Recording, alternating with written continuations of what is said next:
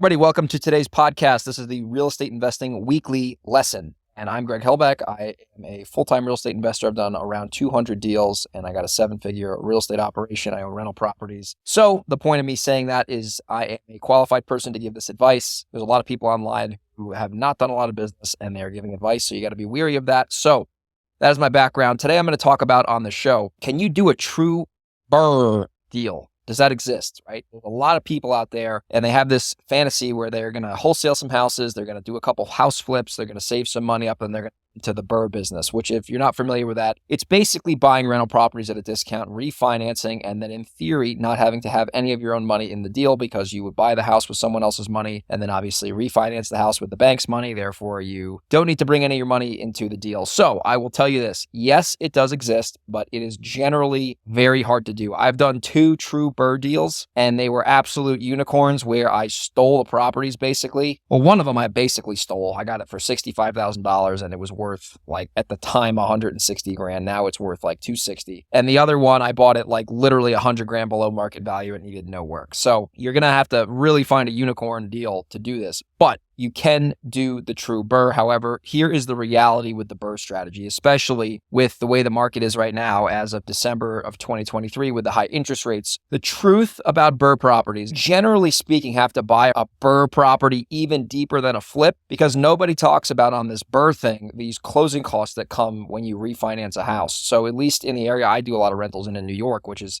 not a great landlord state, but I digress.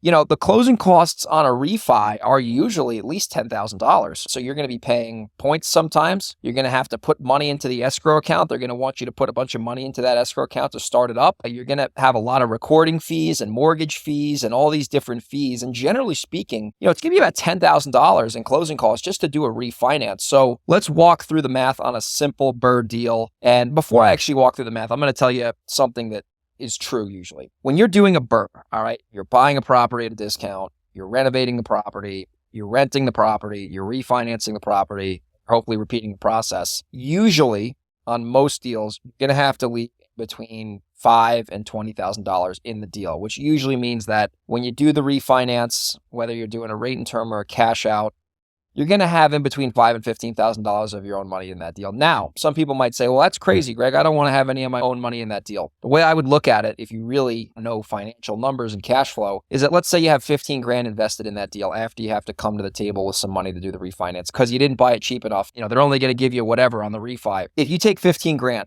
and that's your quote unquote basis, the money you have in the deal, and let's say that property makes $250 a month of positive cash flow net to you after all expenses. That means annually that property is going to make $3,000 in net profit.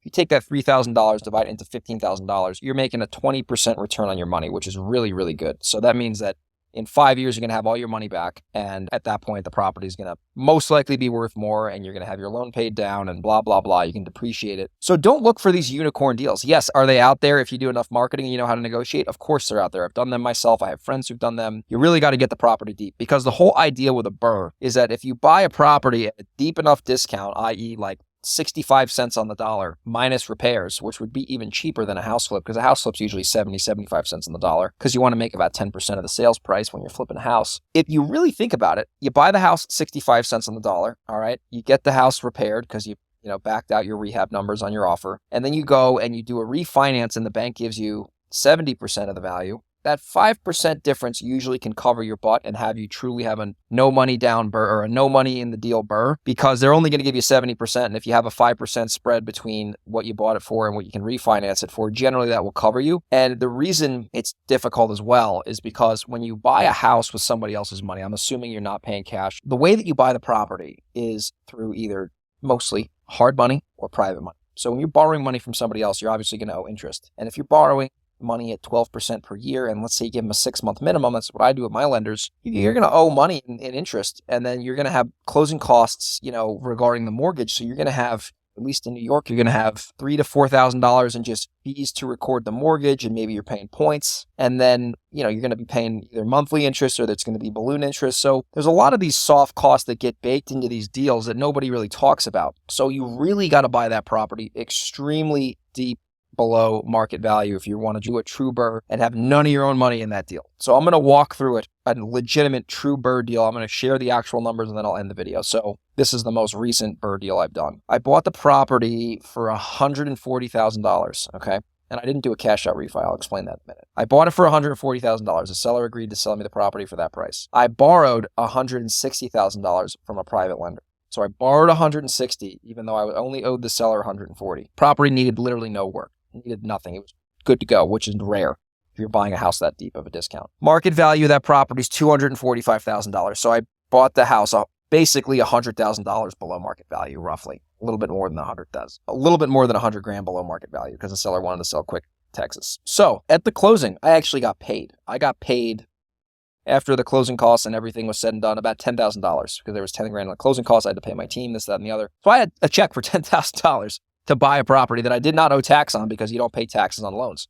So what I did was I went to the bank after I closed with a private lender and I immediately did a rate and term refinance. So I just had the bank refinance me out of that private loan. I owed that lender 6 months worth of interest, even though I only had the property for about a month before I refinanced. So I owed the lender whatever that dollar amount is, $160,000 times 0.112 divided by 12 times 6, which is what I owed that lender in terms of a payoff. So it was all said and done. I had enough equity to where the lender, who is the bank in this situation, the final lender, was able to roll all of the closing costs and the payoff into the loan because it was a certain loan to value. And I truly did a deal with none of my own money. I actually got paid $10,000 to buy that property, which is pretty cool. And that property now, I think I owe like 180-ish thousand on the property and it's worth like 245, 250-ish. So I was able to literally get involved in a situation like that where there's a, little bit of equity. I mean, I wouldn't say it's a crazy equity spread, but 60, 70 grand worth of equity. And I made $10,000 and the property is a positive cash flow, makes about $100 a month. Nothing to write home about, but that's an asset I'll plan to keep for a long time. And hopefully it'll keep going up in value. And obviously I'll be paying the loan down. And that was with a higher, I think that interest rate was in the 6s, I believe, maybe in the 7s. So that is a true BRRRR. And the way that, kind of going on a rant here, but the way that you can get around the seasoning, because when you cash out refinance a property, you have to wait minimum 6 months, usually 12 months to do a refi, a cash out refi if they're cash. If you borrow all that money from a private lender in the form of just a purchase money loan, they don't care that, you have no money in the deal because they're just paying back the first lender. So if you know what you're doing and you buy the property at the right number, you could basically still do that without having to worry about the seasoning because they're just doing a rate and term swap. They're not doing they're not giving you any cash. So anyway, rant over. To summarize this video, yes, you can do the true BRRRR, but it's very rare. You have to steal the property. Generally speaking, most of the time you're going to be leaving 5 to 15 grand in these deals, which, like I said, if you do the math like I did earlier on the cash and cash return, could be phenomenal. So I hope you enjoyed this video. If you did, do me a favor. And if you're listening on a podcast, if you could subscribe to this podcast and leave a review. If you're watching it on YouTube, if you could just leave me a comment on YouTube, like the video and subscribe, it would really mean a lot to me. And then if you have a property you want to sell me, I love to buy from wholesalers and other people who, if you have a house, think is a deal, and it's in Reno, Nevada, the Hudson Valley area of New York, Delaware, or San Diego, send me an email, greg@velocityhousebuyers.com, and I will see you on the next Real Estate Weekly Lesson. Take care.